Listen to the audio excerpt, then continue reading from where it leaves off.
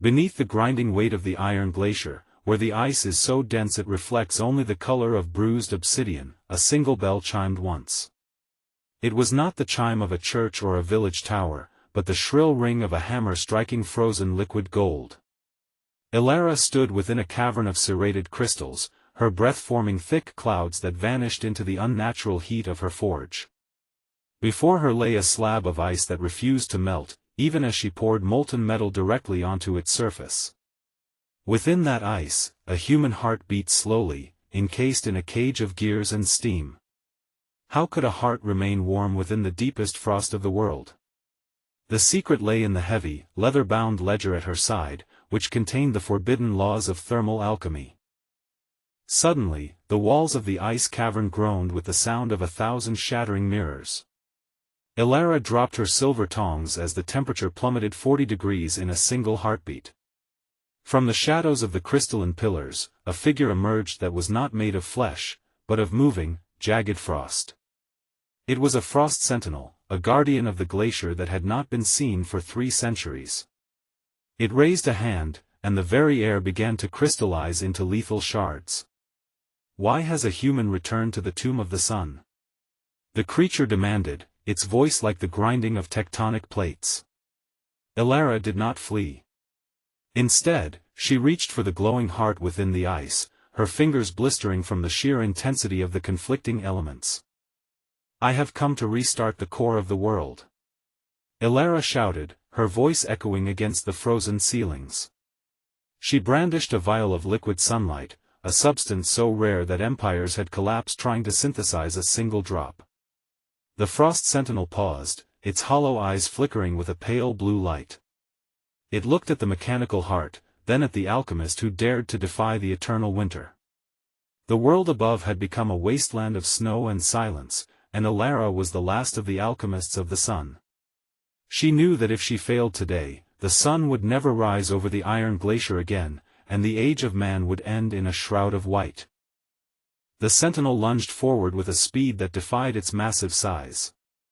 Its fist, a solid block of ancient permafrost, smashed into the stone floor where Elara had been standing a second before.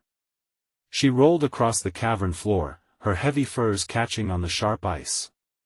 She scrambled toward the forge, knowing she needed only 1 more minute to complete the fusion. The mechanical heart needed the liquid sunlight to ignite the internal furnace that would send heat through the veins of the earth. But the sentinel was relentless. It swept its arm in a wide arc, creating a wave of frost that turned the very stone into brittle glass. Elara climbed onto the ledge of the great forge, the heat from the smelting pot stinging her eyes. She gripped the vial of sunlight tightly. She remembered the words of her mentor, the master alchemist Kalen, who had died in the great freeze of the previous year. He had told her that the glacier was alive, a sentient parasite feeding on the warmth of the planet. To save the world, she would have to kill the glacier itself. She looked down at the sentinel, which was now scaling the forge with its clawed hands.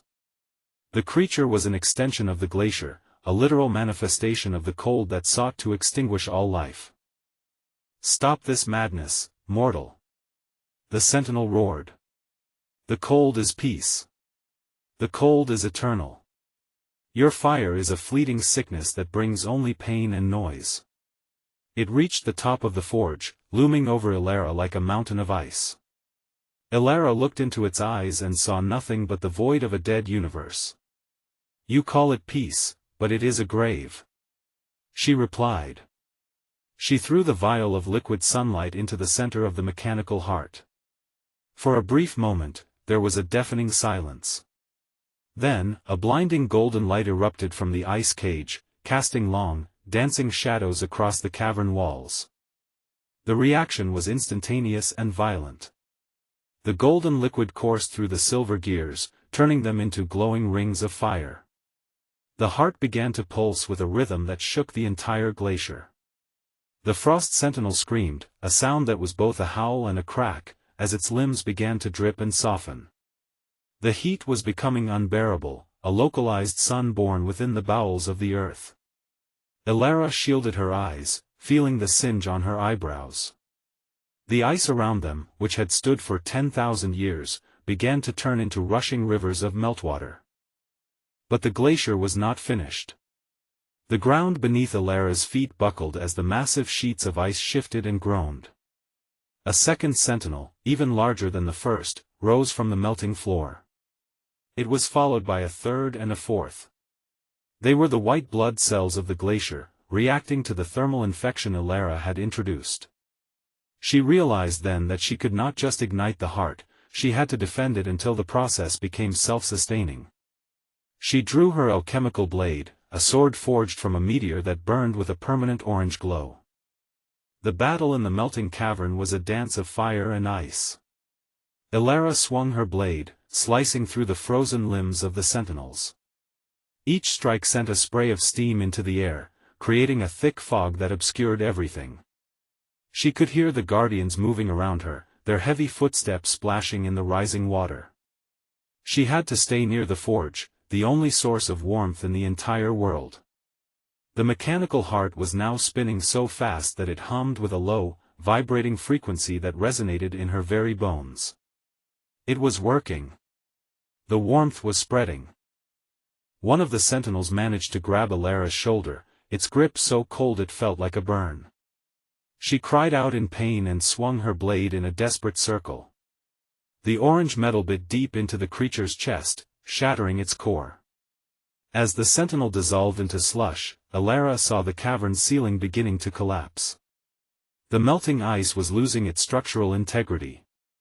Huge blocks of obsidian frost fell like boulders, crashing into the rising pool of water.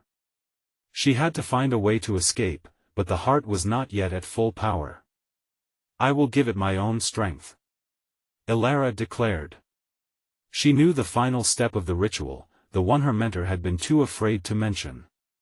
She placed her hands directly onto the burning gears of the heart. The pain was beyond anything she had ever imagined, a searing heat that merged her spirit with the machine. She felt the history of the earth, the ancient forests that once covered this land, and the warmth of 1,000 summer days. She channeled all of that memory, all of that human longing for the sun, into the alchemical core. A massive pillar of fire shot upward from the heart, piercing through miles of solid ice until it broke the surface of the glacier. Above ground, the eternal blizzard suddenly stopped. The gray clouds parted, and for the first time in 3 centuries, a single ray of natural sunlight touched the earth. In the cavern, the sentinels crumbled into nothingness, their purpose extinguished by the return of the light. Elara fell back from the forge, her hands scarred but her heart full of triumph. The heart was now a miniature sun, anchored deep within the earth, pumping warmth through the forgotten tectonic veins. The melting of the Iron Glacier was not a slow process. It was a cataclysmic rebirth. Enormous canyons opened up in the ice, and the sound of the cracking frost could be heard for hundreds of miles. Water cascaded down the mountain slopes, filling dry riverbeds that had been frozen for generations. Elara climbed out of the ruins of her cavern, emerging onto a ledge that overlooked a world in transition. She saw the white landscape beginning to reveal the dark, rich soil beneath. She saw the first hints of green moss clinging to the wet rocks. As the sun set on the first day of the new spring, Elara sat on a rock and watched the steam rise from the valleys below. Her work was done, but the world was still empty. She was the only human left who knew how to cultivate the soil or brew the elixirs of life. She looked at her scarred hands and smiled. She would not be the last alchemist, she would be the first of a new generation. She pulled a small pouch of seeds from her pocket, seeds that had been kept in stasis for 300 years. She pressed one into the damp earth at her feet. "Grow," she whispered. Within minutes, a tiny sprout pushed through the mud, reaching for the fading light of the sun.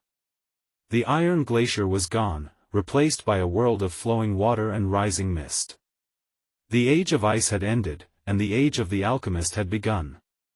Far in the distance, she thought she heard the song of a bird that had been silent for centuries. It was a fragile sound, but it was a beginning. Elara stood up and began the long walk down the mountain, toward the valleys where the forests would soon return to claim their home.